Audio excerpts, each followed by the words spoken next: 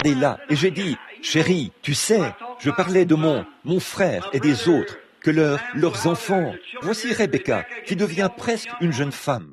Et j'ai dit, je veux essayer de partir d'ici avant qu'elles doivent aller à cette école et tout.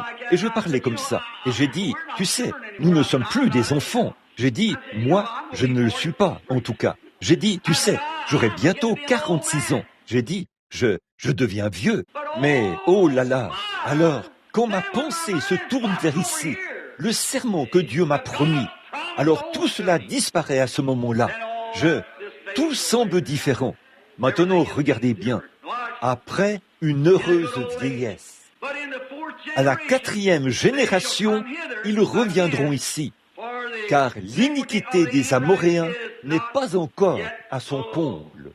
Dieu qui fait sa promesse, Dieu l'a donnée à Abraham, sans condition. Maintenant, regardez bien, quand il a dit ceci, « Oh, voici un beau tableau. Si seulement nous pouvions avoir le temps de terminer cela, avant que nous arrivions à terminer ceci, le tableau que Dieu avait fait. Regardez, il a dit, va me chercher une génisse de 3 ans. Regardez bien, 3, tout dans la Bible est par 3. 3 se fusionnent pour devenir un. Voyez, Père, Fils, Saint-Esprit. Non pas 3 dieux, un seul. La foi, l'espérance et la charité. Non pas 3 choses différentes, mais toute l'essence d'une seule. L'amour. Bon, là, il y avait la justification, la sanctification, le baptême du Saint-Esprit. Non pas 3 dispensations différentes, non pas 3 œuvres de la grâce, mais une seule œuvre dans différentes manifestations. Le même Saint-Esprit était avec Luther, sous la justification. C'était sous Wesley, avec la sanctification, dans l'Église maintenant, par le baptême du Saint-Esprit. Le même Saint-Esprit. Non pas 2 Saint-Esprits, le même Saint-Esprit. Le petit maïs qui a germé là, le premier stage. Et le fermier regardait et a vu ces petites pousses qui se dressaient. Merveilleux, il s'est réjoui. Au bout d'un certain temps, elles ont pris de l'âge et se sont flétries. Et son maïs a continué à pousser. À l'intérieur, la même vie qui était dans ce maïs, en bas, dans la première tige, se trouve à l'intérieur, en haut, dans l'épi et le grain. Exactement la même vie. Ça a simplement continué. Et c'est pareil pour l'Église qui continue à croître jusqu'à ce jour parfait où Jésus viendra. Voyez, le même Saint-Esprit, la même chose, simplement une dispensation différente. Maintenant, en allant de l'avant avec ceci, écoutez, considérez les génisses, les chèvres et tout. Elles devaient avoir 3 ans. Les 3 dispensations différentes. La paternité, la filiation, le Saint-Esprit. Voyez, 3 ans. Tout était 3 ans, ce qui signifiait Père, Fils, Saint-Esprit. Le même Dieu qui était sous cette dispensation-là est sous cette dispensation-ci, sous cette dispensation-là, et il sera le même.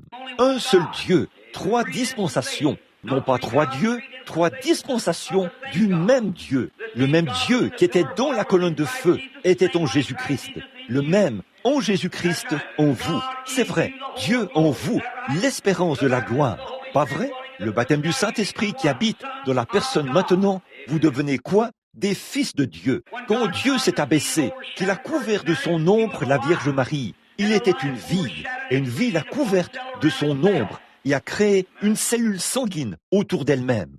Tout le monde sait, là, que la cellule sanguine provient du, quoi? Du mal. Pas vrai? La vie se trouve dans la cellule sanguine, et la cellule sanguine provient du mâle, non pas de la femelle. Et c'est là que se trouve la vie, c'est dans le sperme du mâle. Remarquez, alors Dieu lui-même est entré dans le sein de la Vierge Marie, et s'est enveloppé dans une cellule sanguine qui a été créée. Alléluia! C'est pour cette raison que nous avons la vie éternelle. Puis, quand cette cellule sanguine, à cause du péché, a été percée par une épée là-bas, et qu'elle s'est brisée, cela a libéré Dieu là-bas, et cela a percé la cellule sanguine, et nous a lavés, et nous a fait entrer en lui-même par le Saint-Esprit. Voilà. Et maintenant, nous sommes des fils de Dieu, une partie de Dieu. La divinité elle-même vit dans chaque croyant. Tout homme qui est né de l'Esprit de Dieu est une partie de Dieu. Ce n'est pas étonnant qu'il croie au surnaturel. Ce n'est pas étonnant qu'il puisse croire toutes choses. Pourquoi donc? En lui se trouve une portion de Dieu, enveloppée dans ce corps mortel, là où il y a le péché et tout le reste. Il a créé ce corps. Mais là, à l'intérieur, une œuvre qui vient de Dieu seul. La régénération est descendue là-dedans par son propre sang qui était versé. Il a éliminé ce sang qui était là, qui servait de moyen. Il l'a mis de côté et est entré dans cet homme pécheur. Et il a mis en lui une espérance, qu'il mourrait pour cela, en se présentant là librement. Parlez-lui, bien sûr, il y croit. Jésus a dit, « Voici les signes qui accompagneront ceux qui auront cru. En mon nom, ils chasseront les démons et parleront de nouvelles langues. Ils saisiront des serpents ou boiront des choses, ou ils imposeront les mains aux malades et les malades seront guéris. » Jésus l'a dit. Pourquoi? Il est devenu une partie de lui. Oui, monsieur, Dieu est là au moment approprié. Il délivrera n'importe quoi. Il pourvoira d'un moyen. Quand il n'y a aucun moyen, il pourvoit d'un moyen. Et tout homme qui croit en lui croit la même chose. Forcément, il est une partie de Dieu. Il descend de Dieu. Il est un fils de Dieu ou une fille de Dieu. Et il ne peut rien faire d'autre parce que Dieu est juste là avec lui. Il est une portion de Dieu. Écoutez, tout ce que Dieu était dans la colonne de feu, il l'a déversé dans le Fils, Jésus-Christ. On lui habitait corporellement la plénitude de la divinité. Pas vrai? La Bible dit Dieu, D-I-E-U, lui-même, Jéhovah, le Tout-Puissant, la cuirasse, le bouclier, tous ces noms en rapport avec la rédemption, tout ce qu'il était, il l'a déversé en Jésus-Christ. Et Jésus-Christ naît d'une cellule sanguine. Et le bouclier extérieur de la cellule elle-même, qui est des milliards de fois plus petite que ce que l'œil humain peut voir. Mais ça, c'était le corps, le Seigneur Jésus. À l'intérieur de cela se trouvait Dieu lui-même. Il s'est enroulé autour de la cellule sanguine afin de prendre son propre sang et de répandre son propre sang, ou de le donner gratuitement, afin que nous, par cette cellule sanguine brisée pour notre vie mortelle, quand elle se brise et que notre vie quitte cet endroit pour aller ailleurs, par la rédemption, grâce au sang que Dieu a exigé, nous puissions être amenés dans ce corps et devenir une partie de Dieu lui-même, en tant que fils de Dieu. Frère, si vous pouvez digérer cela, ça vous fera certainement du bien. J'aimerais avoir un moyen de vous montrer ce qu'il en est. Pensez à Dieu, Jéhovah, qui descend dans le sein d'une femme, couverte de son ombre. Il descend dans l'esprit, et il est là, à l'intérieur. Qu'est-ce qu'il est? Il est lui-même, le Créateur.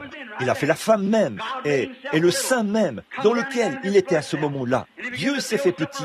Il est descendu et est entré dans cette cellule sanguine. Puis il a commencé à construire quelque chose autour de lui. Qu'est-ce que c'était? Vous voyez, qu'est-ce qui a causé cette chose-là, là-bas, au commencement? Le sang, la vie était dans le sang. Et là-bas, c'est ce qui a causé cela, au commencement. Maintenant, pour ôter cela, Dieu lui-même doit descendre. Et il s'est fait tout petit. Il est entré dans le sein de Marie. Et il a créé autour de lui une muraille, qui était la cellule sanguine. Aucun homme, non, rien relié à cela. Il a créé cette cellule sanguine. Cette cellule sanguine en a produit une autre.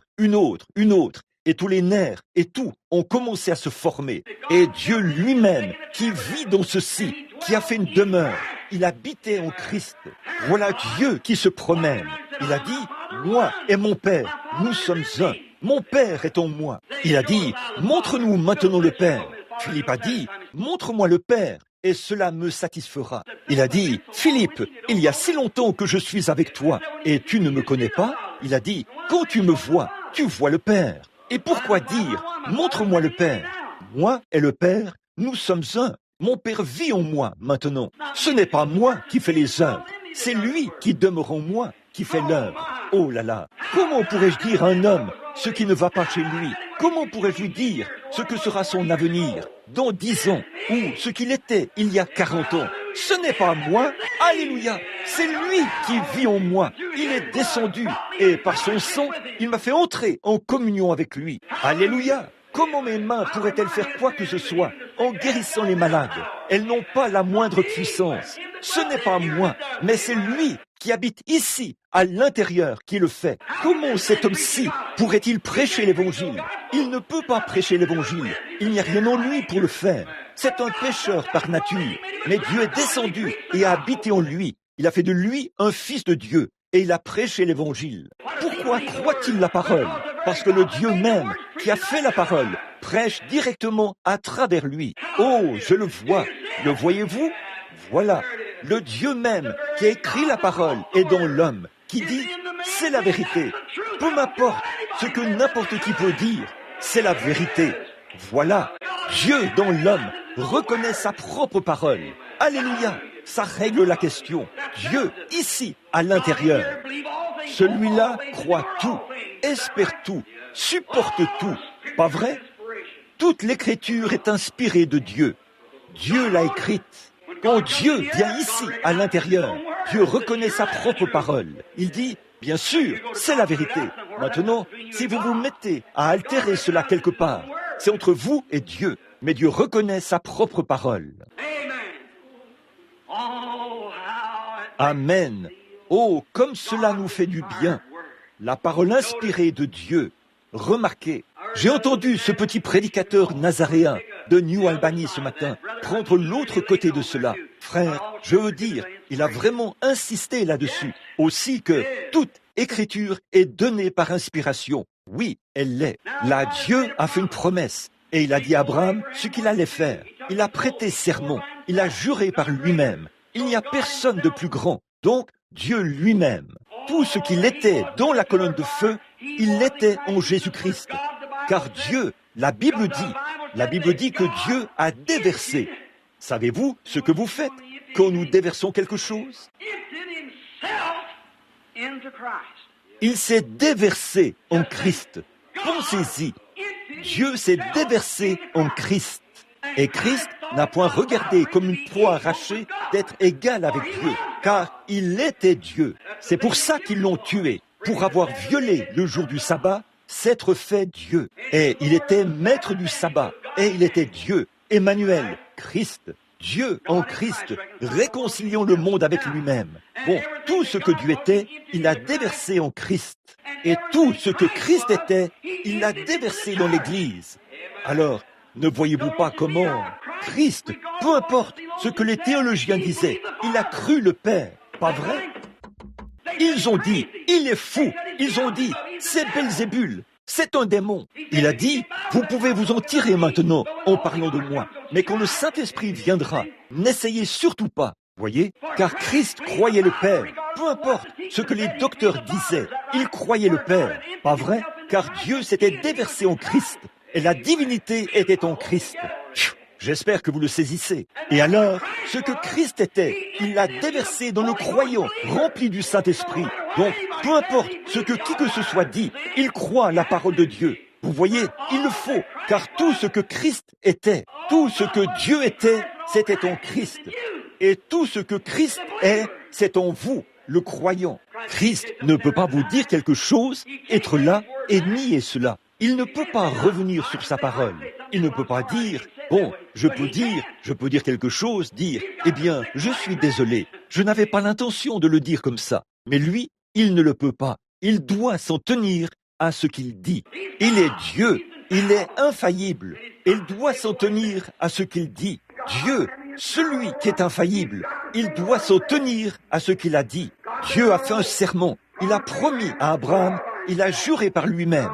Je te sauverai, toi et ta postérité après toi. La postérité d'Abraham, qu'est-ce que c'est? Qui est celui qui est accroché solidement? Qui est celui qui est bâti sur ce fondement? Pas n'importe qui. Tous ceux qui me disent « Seigneur, Seigneur » n'entreront pas tous, mais celui-là seul qui fait la volonté de mon Père qui est dans les cieux. Et ceci, c'est la volonté du Père. Ceci, c'est sa parole. Plusieurs viendront à moi ce jour-là et diront « Seigneur, n'ai-je pas prophétisé, prêché par ton nom? N'ai-je pas chassé des démons par ton nom? N'ai-je pas fait toutes ces choses par ton nom ?» Il dit, « Retirez-vous de moi, vous, ouvriers d'iniquité. Je ne vous ai même pas connu. » L'homme fabrique une émotion et une théologie, et par l'écriture. Ils essayent d'enseigner les Écritures et d'y mettre leur propre interprétation. Ils disent ces choses-là, ayant l'apparence de la piété et reniant ceux qui ont fait la force. Il a dit, dans les derniers jours, ils seraient emportés, enflés d'orgueil, aimant le plaisir plus que Dieu, déloyaux, calomniateurs, intempérants, ennemis des gens de bien, se moquant des gens, les traitant de tous les noms, ayant l'apparence de la piété, des prédicateurs, des membres, ayant l'apparence de la piété, mais reniant ceux qui ont fait la force. C'est ça. Il a dit, éloigne-toi de ces gens-là, car ceux-ci sont de ceux qui vont de maison en maison et qui conduisent des femmes d'un esprit faible et borné, agitées par des passions de toute espèce, toutes sortes de passions. Eh bien, ils poussent les hauts cris à la moindre petite chose. Mais un chrétien né de nouveau sait où il en est. Rien ne l'ébranlera. Il marche tout droit vers le calvaire. Vous avez beaucoup d'imitateurs le long du chemin, c'est vrai. Mais frères, ça ne fait que montrer qu'il y a quelqu'un qui a vraiment la chose. Nous avons des faux dollars, des contrefaçons, mais ça ne fait que montrer qu'il y a un vrai dollar. Tenez-vous-y, continuez à avancer. Abraham, après avoir patiemment attendu, il a supporté cela patiemment, le grand combat de l'affliction et tout. Il obtint ce qui lui avait été promis. Après avoir patiemment attendu, il a dit, de même que Jeannès et Jambres s'opposèrent à Moïse. Eh bien, regardez ce que Jeannès et Jambres pouvaient faire. Ils pouvaient presque faire les mêmes choses que Moïse. Mais il n'y avait qu'une seule chose qu'ils ne pouvaient pas faire. Ils ne pouvaient pas guérir les malades. C'était la seule chose qui montrait qu'il y avait une différence entre eux. Moïse pouvait jeter son bâton par terre, le transformer en serpent. Il pouvait le faire aussi. Et Moïse pouvait faire venir des puces sur la terre. Il pouvait le faire aussi. Et Moïse pouvait faire venir des ulcères sur la terre. Il pouvait le faire aussi. Mais il ne pouvait pas les éliminer. Il pouvait seulement les faire venir, mais il ne pouvait pas les renvoyer. Mais Moïse pouvait le faire, ce qui montrait que Dieu est le guérisseur. Et le salut, l'imitation du salut, ils ont coupé les animaux en deux. Et tout le monde sait que la génisse, la chèvre, la brebis et tout ça, c'était des types du salut. Car c'est par l'offrande, l'effusion du sang des brebis, des chèvres, des taureaux, des génisses, et ainsi de suite, la rémission du péché. Mais quand il est venu vers la tourterelle, tout le monde ici sait que les tourterelles étaient une offrande pour la maladie. Un lépreux devait offrir des tourterelles pour sa maladie. L'oiseau était un type de l'offrande pour la maladie. Et là, quand elle est coupée en deux, non monsieur, elles sont restées pareilles. On ne peut pas les imiter. Il n'y a rien d'autre que Dieu ne peut guérir. Voyez, c'était la même chose dans l'Ancien Testament. Il a dit, je suis l'Éternel qui guérit toutes tes maladies. Vous pouvez sortir et agir comme un hypocrite, dire, oh, je suis sauvé, gloire à Dieu. Oui, monsieur, je l'ai. Vous êtes peut-être un trompeur. Mais frère, quand vient le moment de savoir si vous êtes malade, si vous serez guéri ou non, cela montre de lui-même ce qu'il en est. Ça montre si vous avez de la foi ou pas. Pas vrai? Oh, vous dites, je ne crois pas cela. Certainement pas. Il n'y a rien en vous pour croire au départ. Remarquez là, vous voyez. Alors, a-t-il dit, ne partage pas ceci. Maintenant, regardez ce qui s'est passé quand il a montré ses expiations. Il a montré qu'il y aurait un temps où elle serait séparée, ces dispensations, où il y aurait une séparation entre la loi et la grâce. À un moment donné, il a coupé l'animal en deux. Il a fait tout cela. Ensuite, il s'est avancé vers les tourterelles pour la guérison. Mais il est le même. Et regardez, sous l'Ancien Testament, là, quand Jeannès et Jambres se sont tenus là, Moïse pouvait jeter sa verge par terre et la transformer en serpent. Il le pouvait aussi. Moïse pouvait faire venir des puces. Ils en ont fait venir aussi des imitations. Eh bien, nous allons considérer cet autre groupe qui n'était pas partagé. Pour ce qui est de la guérison divine, Moïse pouvait guérir ou enlever les ulcères. Mais eux, ils ne le pouvaient pas. Eux-mêmes, ils en ont été couverts. Par contre, ils ne pouvaient pas les enlever. Ils ne pouvaient pas le faire. Ils ont dit, c'est le doigt de Dieu. Et ils ne pouvaient pas le faire. Alors, voyez-vous, on ne peut pas séparer la guérison divine. Il est le seul qui peut guérir. Il en a toujours été ainsi. Le diable n'a pas la moindre puissance pour guérir. Il n'en a jamais eu. Ou il ne peut pas guérir. Il ne peut pas guérir. Regardez, les disciples de Jésus sont sortis et ont vu quelqu'un chasser des démons. Ils ont dit, nous avons vu un homme chasser des démons. Il n'a pas voulu nous suivre et nous avons empêché cela. Jésus a dit, ne faites pas cela. Il n'est personne qui, faisant un miracle en mon nom, puisse aussitôt parler mal de moi. Celui qui n'est pas avec nous est contre nous et celui qui n'est pas avec nous disperse. Pas vrai? Il savait que si cet homme obtenait vraiment des résultats en chassant les démons, il devait avoir une foi ferme en Dieu. Sinon le diable ne reconnaîtrait pas cela. C'est vrai, il obtenait des résultats. Beaucoup d'entre eux sont venus dire qu'il l'avait fait. Alors, qu'il ne l'avait pas fait. Mais cet homme obtenait des résultats. Il les a vraiment chassés. Alors Jésus a dit, il doit avoir quelque chose de divin en lui. Sinon, il ne pourrait pas le faire. C'est vrai, il a obtenu un résultat. Voyez, c'est qui ne peuvent être partagés. Ces sacrifices-là, ces tourterelles et ces pigeons, oui monsieur, ne pouvaient pas être partagés. Ne les coupe surtout pas, mais coupe ceux-là, mais mets-les l'un vis-à-vis de l'autre, parce que la loi et la grâce concorderont l'une vis-à-vis de l'autre. Mais pas la guérison, ce sera la même chose tout le temps. Voyez, c'est vrai, laisse-les tels qu'ils sont. Maintenant, remarquez, oh là là, avant qu'il le fasse, Abraham a tué les animaux et les a déposés là, et il a fait ce que Dieu lui avait dit. Puis la nuit est tombée. Il a chassé les oiseaux loin des animaux. La nuit est tombée, les oiseaux sont allés jucher, et ainsi de suite. Une horrible... Tout d'abord, Dieu a fait dormir Abraham. Maintenant, Abraham, tu n'as absolument rien à voir avec ceci. Ni toi, ni ta postérité après toi. Vous n'aurez rien à voir avec votre propre salut. Pensez-y. Dieu a dit à Adam, si tu touches cet arbre, si tu manges de ceci, tu vivras. Si tu manges de celui-là, tu mourras. Ça, c'est l'alliance. Maintenant, c'est vous. Vous avez la chose devant vous. Si vous faites ceci, si vous faites cela, vous mourrez. Si vous vivez là, mangez celui-là, vous vivrez. Et donc, Adam a mangé de ceci et il est mort. La grâce est venue. Alors Dieu a fait une alliance par la grâce. Et quand il l'a faite, les enfants d'Israël, là-bas, en Égypte, lui avait déjà dit par sa parole ce qu'il allait faire. Il allait les faire sortir. Et Dieu est tenu d'exécuter sa parole. Mais là, quand Dieu, tenu d'exécuter sa parole, est allé là-bas et a envoyé un sauveur, Moïse, c'est la grâce qui a fourni cela. Voici Moïse qui arrive, conduisant les enfants d'Israël hors de ce pays. Quand ils sont sortis avec lui, ils sont arrivés dans le désert. Ils ont dit, « Oh, donne-nous quelque chose à faire. Nous voulons former une organisation et nous voulons que tu nous donnes quelque chose à faire. Permets-nous de faire quelque chose comme ceci. Donne-nous une loi à observer. » Exode 19 a été la plus grande erreur qu'Israël ait jamais commise, alors que la grâce avait déjà pourvu à leur salut. Là, ils voulaient avoir quelque chose à faire pour le mériter. Dieu avait juré à Abraham ce qu'il allait faire. Ils ont dit, donne-nous la loi. Et la loi n'a jamais, personne ne l'a jamais observée. Ils ne l'ont jamais fait. Jésus est venu pour accomplir la loi et la grâce a de nouveau fourni un sauveur. C'est vrai, en effet, Dieu avait juré, alléluia, qu'il allait sauver Abraham et sa postérité. Et comment pouvait-il le faire? Avec des rebelles au cœur dur, au cou raide, oui, des gens qui ne voulaient pas écouter, ni rien. Ils avaient toute leur théologie et tout le reste. Il a dit, comment va-t-il le faire? Celui-ci va prendre ceci, et celui-ci va prendre cela. Et Dieu a baissé les regards, et a vu les églises de ce jour-ci, qu'elles s'étaient toutes regroupées, et toute cette sorte de gâchis et tout. Il devait pourvoir d'un moyen, car il avait juré qu'il le ferait. Pas seulement les Juifs. Il a dit, en toi seront bénies toutes les tribus de la terre. Les Juifs comme les gens des nations. J'appellerai les postérités. Alléluia, oh là là, je le ferai.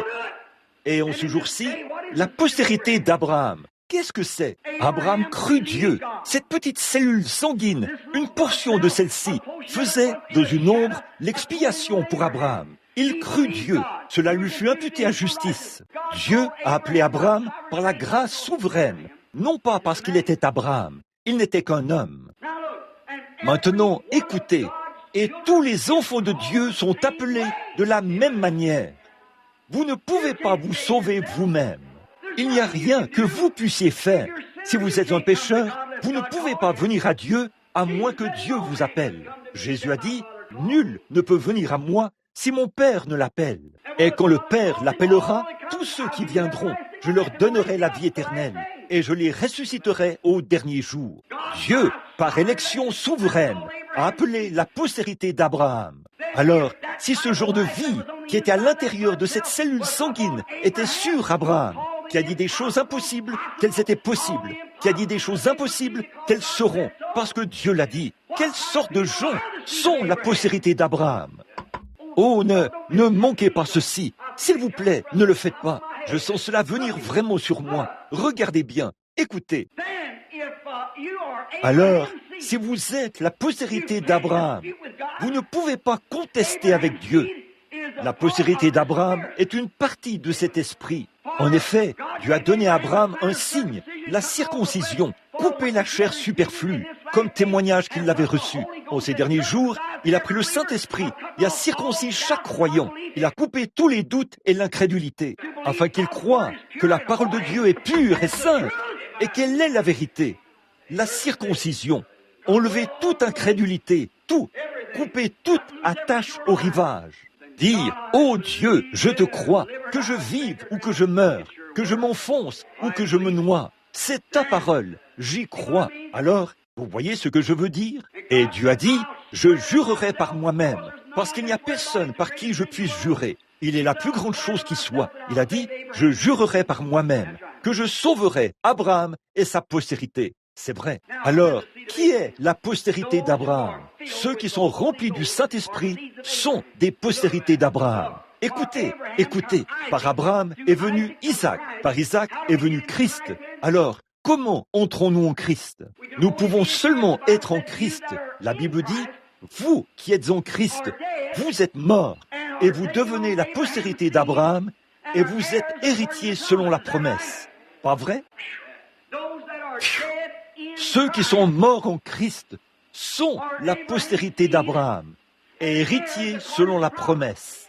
Donc, à travers cette cellule sanguine, à travers votre cellule sanguine naturelle, elle était brisée et vous êtes enveloppé de la cellule sanguine de la postérité d'Abraham, qui est Christ, dans cette cellule sanguine qui ne peut contenir non pas l'iniquité, la souillure et la méchanceté. À l'intérieur de cette cellule sanguine, elle ne peut atteindre que la vie de Dieu, qui est le Saint-Esprit. Et vous ne pouvez pas plus être détruit que Dieu lui-même peut être détruit, car c'est une partie de Dieu. Je les ressusciterai au dernier jour. Ceux qu'il a justifiés, il les a déjà glorifiés. Et dans la présence et dans la pensée du Dieu Tout-Puissant, tout homme né de nouveau du Saint-Esprit est maintenant glorifié dans sa présence. Attendons le moment de la rédemption. Oh là là! Vous le voyez? Dieu, par grâce, vous a appelé à être de la postérité d'Abraham. Et chaque personne qui est de la postérité d'Abraham, le Dieu Tout-Puissant a juré par lui-même qu'il la ressusciterait. Dieu a dit qu'il s'en occuperait. Comment êtes-vous de la postérité d'Abraham? En étant mort, votre vie cachée, par un seul esprit, nous sommes tous, non pas entrés par une lettre, non pas entrés par l'aspersion, mais par une seule eau, non, mais par un seul esprit, nous sommes tous baptisés dans cette cellule sanguine, qui est Jésus-Christ. Dans l'originel, il n'y avait qu'une seule cellule sanguine, et nous sommes baptisés à l'intérieur avec lui, et il était le Fils de Dieu. Et nous sommes fils et filles de Dieu, co-héritiers avec lui, dans le royaume. Croyons que tout ce que le Père dit est la vérité. Alléluia! Frères, la foi dans le Père, la foi dans le Fils, la foi dans le Saint-Esprit, les trois sont un. Les démons tremblent et les pécheurs se réveillent. La foi en Jéhovah ébranlera tout. C'est ça, c'est vrai. Voilà la cellule sanguine. Où a-t-elle commencé? Une seule cellule sanguine. Pas vrai? Qu'y avait-il à l'intérieur de cette cellule sanguine? La vie de Dieu. Qu'est-ce qui est arrivé à cette cellule sanguine? Elle était transpercée par le péché. Une lance romaine l'a péché, l'a transpercée. Pourquoi? Parce que le péché avait été mis sur cela, et cela plut à Dieu. La justification a été acquise juste là. Dieu a dit, c'est réglé pour toujours. Voilà, c'est ça. Et cette cellule sanguine a été percée. Et le sang a coulé, a été projeté de la cellule sanguine en fine pluie. Quand elle était brisée là, au calvaire. Pourquoi? Pour ouvrir cette cellule, là où aucun homme n'était jamais entré auparavant, pour nous faire entrer, vous et moi, dans cette cellule sanguine, passant au travers du sang, lavé par l'eau de la parole, par le sang de Christ. Sans l'effusion du sang, il n'y a pas de rémission du péché. Prendre le pécheur perdu et par grâce, le faire passer au travers de cette cellule sanguine-là et lui donner le Saint-Esprit. Faire passer celui-ci par ici, lui donner le Saint-Esprit. Et nous sommes co-héritiers avec Christ dans le royaume de Dieu. Le Dieu en vous se réveille ou tuez-vous, afin que Dieu puisse vous faire voir qu'il se réveille, au point que vous preniez conscience qu'il est là. Il vous fait passer au travers de la cellule sanguine, vous fait passer au travers de cette fine pluie. Qu'est-il arrivé à la cellule sanguine? Est-ce que le sang a simplement péri et s'est complètement écoulé? Non, monsieur, il a été projeté en fine pluie. Il s'est libéré, afin que beaucoup de fils puissent naître. Aucun fils ne pouvait naître par cette seule cellule sanguine. Cet homme unique, cet esprit unique est venu à l'intérieur de cette cellule sanguine. Et il a créé autour et autour de lui comme ça. Jamais personne n'était entré, jamais on ne l'avait fait auparavant. Mais Dieu lui-même est descendu et s'est fait bébé dans une crèche. Il a grandi et s'est fait homme. Tout ceci, tout était enroulé autour de cette seule cellule sanguine. Et elle était percée comme ça et s'est brisée au calvaire. Le péché a dispersé le sang. Dieu l'a ressuscité, lui, pour la justification. Maintenant, autour de cet esprit, ce même esprit vit ici sur terre. Aujourd'hui, il y a une fine pluie autour de lui, comme ceci. Ce n'est pas dur, on peut, au point qu'on ne peut pas pénétrer. C'est souple, pour qu'on puisse entrer. Souple, pour qu'il puisse entrer. Pourquoi? Pour que, en faisant passer un pécheur au travers de cette cellule sanguine, pour l'amener vers lui-même. Si je suis élevé, j'attirerai tous les hommes à moi. Et quand il fait passer ce pécheur au travers de cette cellule sanguine, il le purifie de toute iniquité. Alléluia! Et le fait entrer par le Saint-Esprit en lui-même. Et le pécheur est une nouvelle créature en Jésus-Christ, baptisé là-dedans par le Saint-Esprit. Il le fait entrer là. Et la partie de l'homme qui se trouve là-dedans est divine. C'est un fils de Dieu. C'est une fille de Dieu. Tous les désirs du monde sont morts parce qu'ils sont sûrs. Entre lui et le monde, il y a le sang de Jésus-Christ. Alors, il espère tout, croit tout. Alléluia. Ce que Dieu dit, il dit, c'est la vérité. Que je vive ou que je meure, qu'est-ce que ça peut bien faire? C'est la vérité. Je vais de l'avant. Excusez-moi, je suis simplement un peu décontracté dans ma propre église. Amen. Oh là là. Mes espoirs ne sont fondés sur rien d'autre que sur le sang de Jésus et sur sa justice. Quand tout ce qui environne mon âme s'effondre, il est toute mon espérance et mon soutien. Christ est le roc où je me tiens. Tout le reste n'est que sable mouvant. Que ce soit l'argent, que ce soit la popularité, que ce soit un grand prédicateur, que ce soit ceci, ou que ce soit le médecin, que ce soit une automobile, ou que ce soit ceci, cela ou autre chose. Tout le reste est sable mouvant. Oh là là, combien je le remarque davantage quand je vois les cheveux grisonnés, ce qu'il me reste autour de la tête, ma chair qui se flétrit. Mon seul espoir est là-bas. Seigneur Jésus, prends-moi par la main et conduis-moi. Que je continue à avancer, Seigneur Dieu, que je ne prête aucune attention à quoi que ce soit du monde, mais ayons les regards sur Christ, le chef et le consommateur de ma foi, qui, pour les siens, pour la gloire de Dieu, a donné sa vie, afin qu'il puisse s'offrir en sacrifice, afin qu'il puisse me faire entrer dans une communion avec lui, dans le Père. Voilà, c'est ça. Comment des pécheurs pourraient-ils bien regarder cela et s'éloigner? Ça dépasse tout ce que je peux imaginer. Très bien, rapidement maintenant, nous devons nous dépêcher avant de terminer. Cette espérance, nous la possédons. Le verset 19, comme une ancre de l'âme. C'est encore là, une ancre de l'âme. Et cette espérance, nous la possédons comme une ancre. Quand quelque chose est ancré, ça ne peut pas bouger.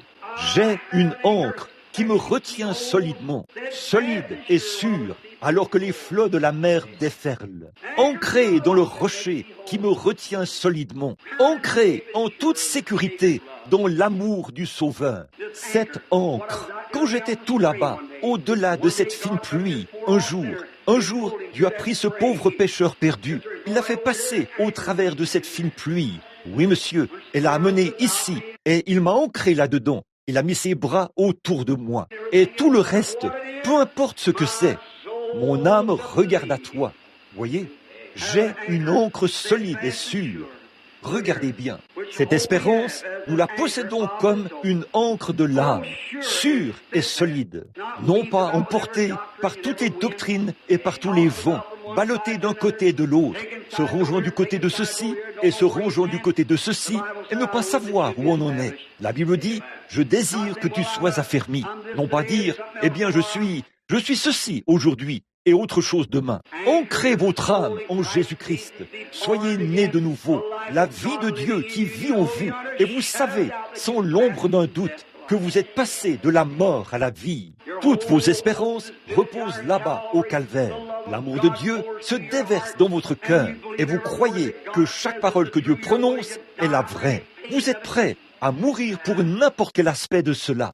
Vous voyez ce que je veux dire? Solide et sûr. Maintenant, regardez, je vais le relire.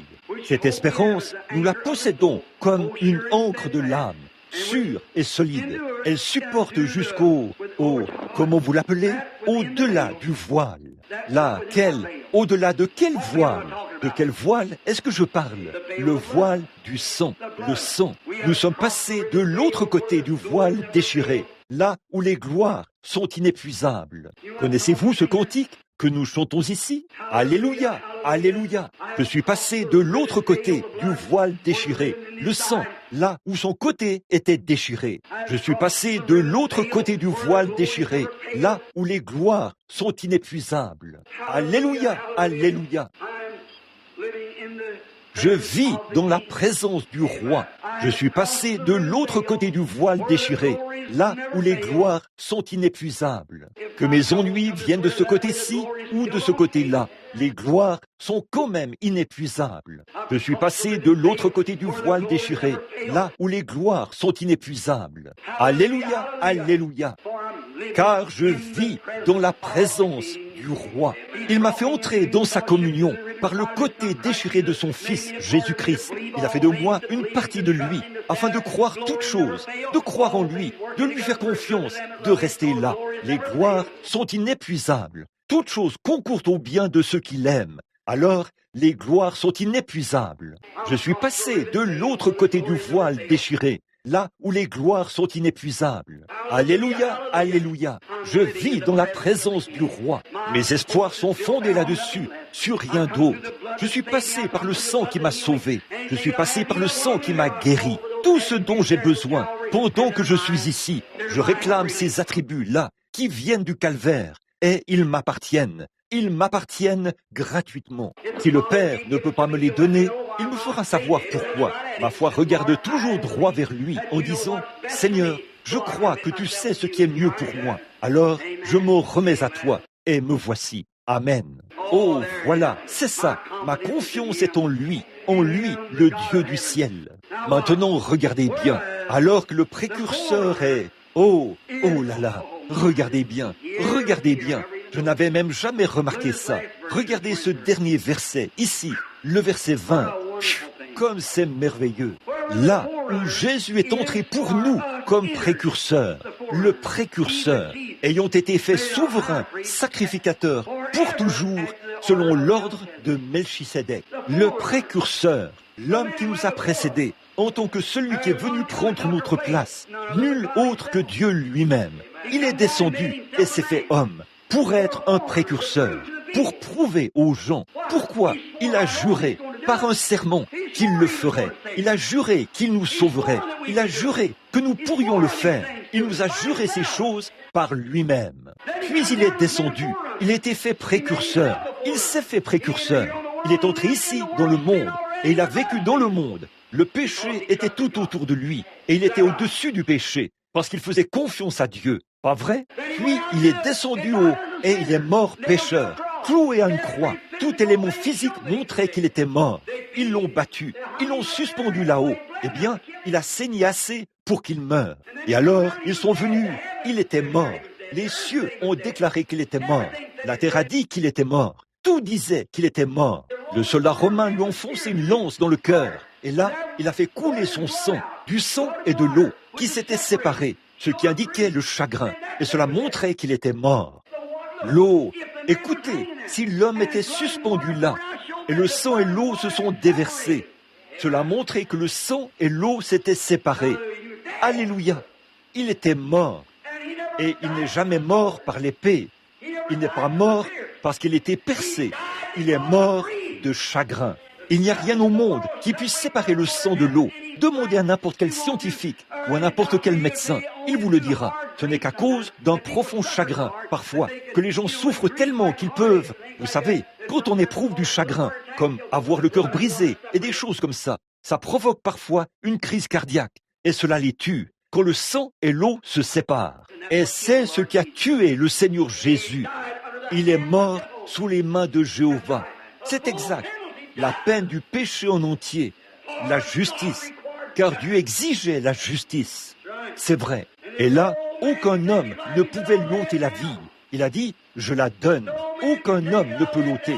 Je la donne et je la ressusciterai. Et Dieu, montrant que par la mort la plus pénible, la plus cruelle qu'un mortel puisse jamais subir, Dieu a mené le précurseur, Jésus-Christ. Et il est descendu ici en tant qu'homme. Il a vécu, il a mangé, il a bu, il a pleuré, il a dormi. Il s'est réjoui avec nous comme un homme. Et il était attaché là, sur la croix. Il est mort et a été embaumé. Par une épée, le sang est sorti de son corps et il était enveloppé dans le tissu et mis dans la tombe. Il est resté dans la tombe pendant 3 jours et 3 nuits et son âme est allée dans le séjour des morts. La Bible dit, oui monsieur, mais ensuite il est ressuscité. Dieu ne voulait pas, il ne voulait pas que son sein voie la corruption, ni que son âme reste dans le séjour des morts. Et il a ressuscité le 3e jour pour notre justification. Il est monté en haut pour notre justification. En vivant, il m'a aimé. En mourant, il m'a sauvé. Enseveli, il a emporté mes péchés au loin. En ressuscitant, il a justifié. Tout en tant que précurseur. Et comme Dieu l'a ressuscité, il est tenu envers tous ceux qui ont une partie de cette vie en eux. Il les ressuscitera au dernier jour. Le précurseur, il l'a fait monter au ciel avec lui. Il l'a fait asseoir à sa droite. La puissance et la majesté, bien au-delà de toutes les lunes, les étoiles, les anges, les archanges. La chose la plus élevée qui ait jamais existé est devenue la chose la plus basse qui ait jamais existé, afin qu'il puisse prendre ce qui est entre les deux et les amener à lui-même, réconcilier le monde avec lui-même. Quand Dieu, pouvez-vous y penser, saint et élevé, la chose la plus élevée qui a créé l'homme, quelqu'un un peu inférieur à lui. L'homme est tombé jusqu'à ce niveau-ci. Le sang des brebis et des boucs l'a secouru jusque-là, potentiellement, jusqu'à ce que vienne la plénitude du temps. Puis Dieu est descendu lui-même, non pas un ange, non pas un chérubin, mais Dieu est venu du ciel. Et il est allé jusque dans le séjour des morts, pour faire sortir l'homme du séjour des morts et l'emmener au ciel avec lui. Il est venu à la recherche de la brebis perdue. Il l'a trouvée et l'a mise sur son épaule. Il monte l'échelle aujourd'hui, avec elle, en route vers la gloire. Si je suis élevé de la terre, j'attirerai tous les hommes à moi. Qui était-il? Nous verrons cela dimanche prochain, si le Seigneur le veut. Un sacrificateur fait selon l'ordre de Melchisédek. Qui était ce Jésus? Melchisédek, qui n'a eu ni commencement de jour, ni fin d'année. Il n'avait ni père, ni mère. Vous avez dit, Marie était sa mère. Oh, frère! Il était l'agneau immolé dès la fondation du monde. Avant que Marie soit, il était. Amen.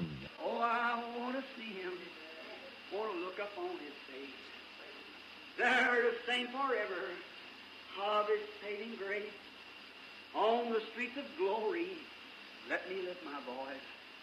Here's all past, home at last, ever to rejoice. Vous dites, pourquoi vous inquiétez-vous, frère Branham? Pourquoi prêchez-vous si fort? Quand nous laisserez-vous partir? Oh, je ne peux pas aller vers ma demeure satisfait. Je ne dois pas y aller tout seul. Ses mains ne seront mortelles qu'une seule fois. Ses lèvres ne seront mortelles qu'une seule fois. Et vous, mon frère et ma sœur, vous ne serez mortels qu'une seule fois. Et alors qu'il y a l'esprit à l'intérieur de moi, et que, par cette chair fatiguée et des heures épuisantes, il crie à vous, ce n'est que pour une seule chose, vous amener dans cette communion ici. Non pas pour vous amener dans l'église, mais pour vous amener en Christ. Et que, là, en lui, vous possédez une espérance solide et sûre. C'est ancré par un serment de Dieu. Il l'a confirmé et il a mené le précurseur là-bas, montrant qui il était, et il l'a ressuscité au dernier jour, ce jour-là, la résurrection. Cela prouvait que nous qui sommes en lui, nous ressusciterons à la résurrection. Et tout homme qui franchit ce voile maintenant, qui est justifié aux yeux de Dieu, lui abaisse les regards et dit, je l'ai déjà glorifié et je l'ai fait asseoir là-bas au ciel. Le voyez-vous? Je ne peux pas continuer. Il y a quelque chose en moi qui ne me permet pas de le faire. Il doit, oh bien sûr, je pourrais retourner au petit tabernacle ici et répandre cela partout ici. Et Frère Neville et moi, nous nous réunirions ici. Et je pourrais probablement empêcher mes enfants de mourir de faim. Certainement, c'est vrai, je pourrais faire cela. Peut-être que j'ai assez d'amis dans le monde aujourd'hui, si je voulais, disons, partir et faire une fois un beau grand voyage en voiture, d'un bout à l'autre du pays. Il me donnerait 100 000 $. Cela pourvoirait à mes besoins jusqu'à la fin de mes jours. Si je vivais jusqu'à 100 ans, ça pourvoirait probablement à mes besoins. 100 000 $. Faire un peu, rationner ici et là, et peut-être chasser un peu à la trappe. Aller à la chasse, quelque chose du genre, cueillir des mûres en été, des petites choses de ce genre. Je pourrais me débrouiller, je n'aurais pas à faire ça, c'est vrai. Mais, oh là là, oh, ça ne m'atteint même pas, pas du tout. Il y a quelque chose ici, au fond, qui regarde ce pauvre païen là-bas, ses mains devenues des moignons à cause de la lèpre. Ce pauvre aveugle dans la rue, ce petit enfant qui a faim et qui tend sa main. Ils pourront se passer de dîner, ils pourront se passer de quoi que ce soit d'autre. Si seulement vous leur dites que quelqu'un les aime. C'est le Seigneur Jésus-Christ. Ils meurent comme des chiens. Ils sont enterrés dans des fosses, comme des animaux, et ils ne savent rien sur Dieu. Et chaque jour, 40 000 personnes meurent. 40 000 personnes meurent chaque jour. Sans Dieu, sans Christ, sans espérance. Oh, comment puis-je y arriver, oh Dieu? J'aimerais pouvoir rester, rajeunir, et rester comme ça tout le temps, jusqu'à ce qu'il soit prêt à me prendre. Je pourrais simplement prêcher, et prêcher, et prêcher, et pleurer, et supplier, et essayer. Vous voyez, les Américains, on peut tout leur dire, ils y croient. Les Américains, vous allez là, et vous devez leur montrer la vérité, là où elle se trouve. Juste ici, ils vont là-bas, et adhèrent à une église. Ils disent, eh bien, je suis aussi bon que vous. Ça m'est égal. Oh là là, quand je vois ça, je veux dire, très bien frère, c'est très bien, mais je ne peux pas le faire. Je sais qu'à moins d'être ici, à l'intérieur, il est perdu, il ne peut pas être sauvé. Ailleurs, il n'y a rien pour le sauver.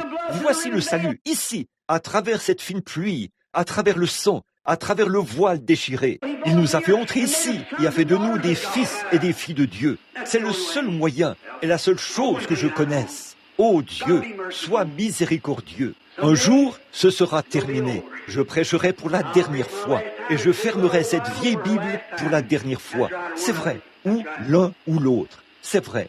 Je chanterai mon dernier cantique. Je prêcherai ma dernière prédication. Je prierai pour la dernière personne malade. Je ferai tout une fois. J'y mettrai fin et je ne serai plus jamais mortel. Les roues de la vie mortelle tournent ici dans mon corps. Elles me permettent de tendre les mains, permettent à mes yeux de regarder, à mes lèvres de parler, et ainsi de suite. Chaque roue à l'intérieur qui tourne s'arrêtera. C'est tout. Mais frère, ce petit quelque chose à l'intérieur, ici, va ailleurs à ce moment-là. Cela monte un peu plus haut. J'aurai un corps qui m'attend là-haut, qui n'a pas été fait de main d'homme, mais qui a été façonné à l'image de Dieu. Donc, je me tiendrai près du fleuve. Guide mes pieds, tiens ma main. Précieux Seigneur, prends ma main et conduis-moi. C'est vrai. Alors que le chemin devient sombre, précieux Seigneur, reste tout près. Voilà celui que je veux qui se tienne près de moi. Peu m'importe s'il n'y a pas de médecin, s'il n'y a personne d'autre. Seigneur, tiens-toi près de moi. La vie a presque disparu. J'ai le souffle court. Mon pouls s'accélère. Ma femme et mes enfants se tiennent autour du lit, se tordent les mains, et mes amis, ils regardent en disant « Oh, frère Branham, je me tiendrai près du fleuve. Guide mes pieds, tiens ma main. Précieux Seigneur, prends ma main, conduis-moi. » Et mes espoirs sont fondés directement sur cela, que celui qui a promis et qui a juré avec Abraham, que si j'acceptais ceci, je naîtrais de nouveau, que les choses naturelles du monde disparaîtraient, toutes les théologies des hommes disparaîtraient, et je croirais Dieu seul, et c'est sur lui que je me tiendrai. Quand j'arriverai au bout de ce chemin, je veux me tenir juste là, dans cette puissance surnaturelle qui m'a changé de pécheur en chrétien. Je lui ferai confiance en ce jour-là, qu'il sera mon tout en tout. Si vous ne l'avez pas encore fait, mon frère, ma sœur, faites-le aujourd'hui. Voulez-vous, pendant que nous prions. Père Céleste, nous te remercions du plus profond de notre âme pour ta parole. Oh, quelle consolation nous avons de savoir que nos espoirs ne sont fondés sur rien d'autre que sur le sang de Jésus et sur sa justice. Quand tout autour, partout ailleurs, chaque espoir terrestre a échoué et s'est envolé, alors nous avons Jésus. Les coquilles tombent, les choses terrestres se dispersent, comme la nuit avant le soleil. Mais le Seigneur Jésus reste le même dans nos vies.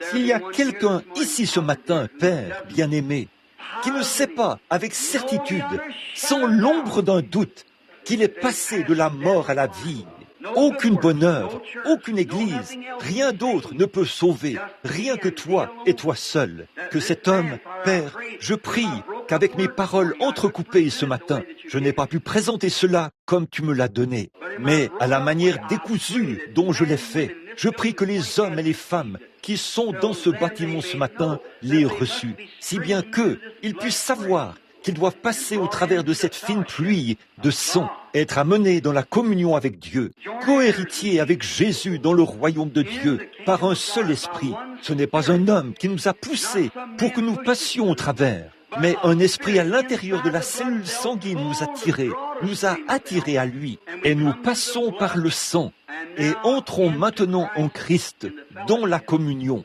S'ils ne sont pas entrés là, Père, même s'ils sont des membres d'Église depuis des années, même s'ils ont fait de grands efforts, Père, fais-les passer au travers, en cette heure même, pour les amener directement en toi, dans ta communion. Ainsi, quand la vie prendra fin ici sur terre, la vie éternelle habitera en nous, le Seigneur Jésus-Christ, et puissions-nous être ressuscités comme lui l'a été au dernier jour. Quelle déception ce sera de voir des membres d'Église et des gens se tenir là, qui ont été, pendant toute leur vie, ont été simplement ballottés, et ils n'ont jamais su ce que c'était vraiment que d'être nés de nouveau. Alors que tu as dit, si un homme ne naît d'eau et d'esprit, il n'entrera point dans le royaume.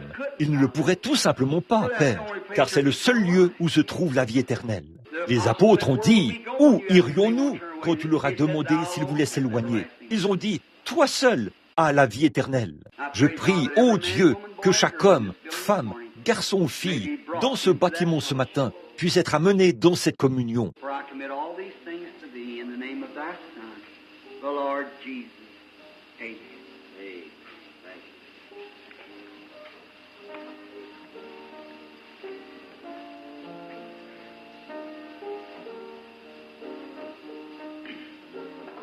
Car je te remets toutes ces choses au nom de ton Fils, le Seigneur Jésus. Amen. C'est bon, sœur Gertie.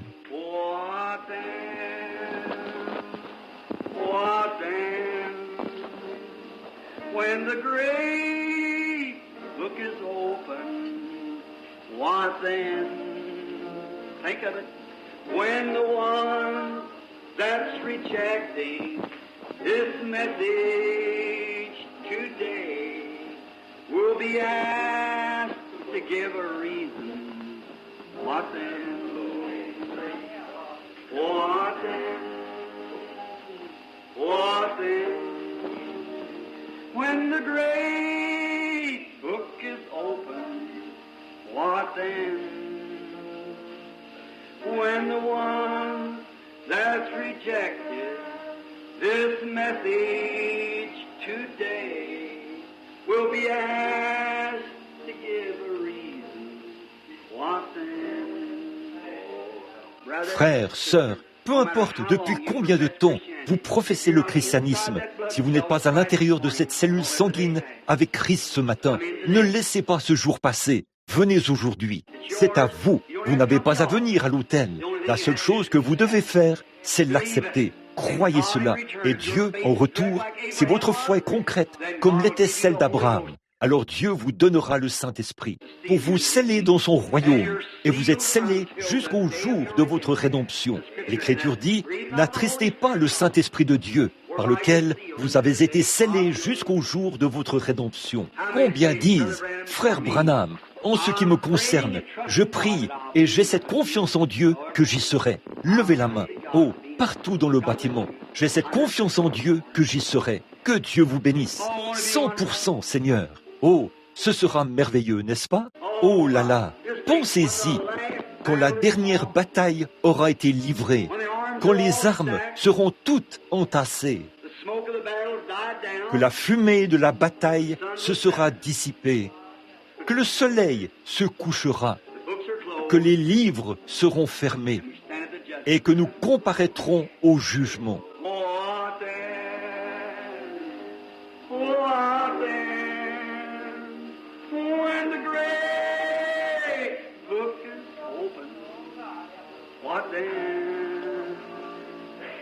When the one rejecting this message today going to be asked to give a reason.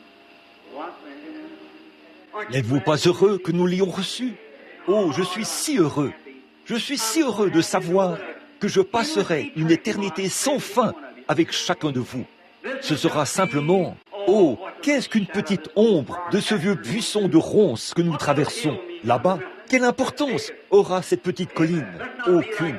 Fonçons. Là, ne soyons pas comme le bétail qu'il faut pousser. Soyons des héros. Allons chercher quelques-uns de nos semblables qui ne connaissent pas Jésus. Sortez et regardez dans les bars ce matin. Ils sont bondés. Regardez tous les lieux de divertissement. C'est bondé. Les salles de spectacle seront pleines à craquer cet après-midi de foules en quête de joie, de plaisir, qui ne connaissent pas Dieu, mais qui vont à l'église tous les jours. Faisons quelque chose à ce sujet. Allons en parler aux autres. Voulez-vous être assez égoïste pour connaître cette chose et garder cela comme un trésor en vous? Eh bien, non, frère. Brisons cela et allons de l'avant pour faire quelque chose d'autre. Les grandes choses qu'il avait, regardez ce que il est descendu et a brisé les siennes, afin que nous puissions tous venir. Ne devrions-nous pas, si l'Esprit de Dieu est en nous, ne devrions-nous pas avoir cette même pensée en nous? Allons chercher quelqu'un d'autre pour qu'il soit sauvé. Parlons-leur, pas vrai? Maintenant, y a-t-il des malades dans le bâtiment qui voudraient qu'on prie pour eux avant que nous terminions? S'il y en a, levez la main. Très bien, ici, pour ce frère, juste ici. Quelqu'un d'autre? Très bien. En voici une autre au fond, ma mère. Très bien. Quelqu'un d'autre? Très bien. Frère, là, au fond. Très bien. Voudriez-vous tous vous avancer ici maintenant et rester, si vous le voulez bien, ici même, pendant que nous faisons venir les anciens, s'ils le veulent bien. Nous prierons pour eux.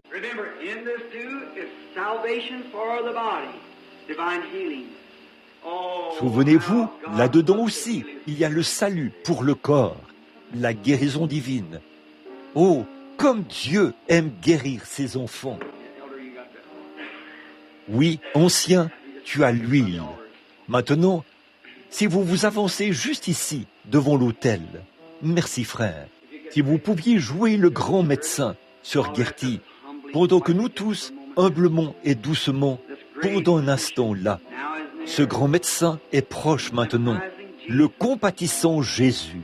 Maintenant, par la foi, mes frères et ma mère, entrez directement dans cette cellule sanguine avec le Seigneur Jésus, où toutes ces bénédictions rédemptrices vous appartiennent. Vous êtes tous chrétiens, je suppose. Et alors, si vous êtes chrétien, vous avez le droit légal, de recevoir tout ce pourquoi Christ est mort. C'est votre possession. Vous possédez cela. C'est à vous. Maintenant, la seule chose que vous pouvez faire, c'est de faire comme Abraham. Après avoir supporté le combat, il obtint ce qui lui avait été promis. Satan ne vous laisse pas simplement vous la couler douce. Vous devez avoir la foi. Vous devez croire cela. Vous devez supporter patiemment. Dieu a dit assez. Moïse a dit, ce pays vous appartient. Et pourtant, il était entouré de Philistins et tout le reste. Il a dit, c'est à vous. Je vous l'ai donné. Maintenant, allez vous en emparer. La guérison divine est pour chacun de vous. Cela vous appartient. Maintenant, pouvez-vous vous en emparer? Allez, emparez-vous-en ce matin. Allez, c'est à vous. Rien ne peut vous nuire. Vous êtes en Christ. Maintenant, notre Père Céleste, en tant que tes serviteurs, ton ancien qui se tient ici à côté de moi, Seigneur, nous allons oindre les malades selon ta parole. Tu as dit qu'ils appellent les anciens, qu'ils les oignent d'huile, qu'ils prient pour eux. La prière de la foi sauvera le malade. Et il est aussi écrit, Jésus-Christ, les dernières paroles qui sont sorties de ses lèvres sacrées. S'ils imposent les mains les malades seront guéris. Pour confirmer ce que les apôtres ont enseigné et ce que Jésus-Christ a enseigné, les deux ont enseigné la même chose. Nous allons oindre les malades et leur imposer les mains, croyant que tu les guériras. Voici ces 3 hommes et ma propre mère. Et je prie au Dieu que ton Saint-Esprit entre dans leur cœur maintenant même, car ils ont été tirés à travers cette cellule sanguine et amenés dans la communion avec le Seigneur Jésus, sachant que ces vies mortelles disparaîtront un jour, mais que la vie éternelle vivra pour toujours. Il y a un autre corps qui les attend dès que celui-ci sera fini. Mais, ô Dieu, ils veulent témoigner. Ils sont mortels. Ils ne seront plus jamais mortels une fois cette vie-ci terminée. Ils n'ont que cette fois-ci, puis c'est réglé pour toujours. Ils seront immortels à partir de ce moment-là. Mais pendant qu'ils sont mortels et qu'ils ont l'occasion d'appeler les êtres mortels comme eux, ô Dieu, guéris leur corps, afin qu'ils puissent aller annoncer la parole et en parler aux gens. Accorde le Seigneur. Sur ces bases, je te présente cette demande en tant que ton serviteur, ou sacrificateur, ou ministre. Je les amène à toi, afin qu'ils puissent vivre et être en bonne santé pour ta gloire. Et j'apporte cette demande devant le sang du Seigneur Jésus. Et nous nous avançons maintenant pour faire ce que tu as dit de faire. Et nous défions, en faisant ceci, chaque esprit incrédule, et nous le chassons loin d'eux, afin que les œuvres de Jésus-Christ s'accomplissent dans leur corps. Père, nous joignons notre frère ici avec cette huile, au nom de ton Fils, le Seigneur Jésus, et nous défions l'ennemi, afin que tu te retires de lui. Et puisse sa maladie corporelle le quitter, et puisse-il être en bonne santé et heureux pour te servir. C'est par Jésus-Christ que nous le demandons. Amen.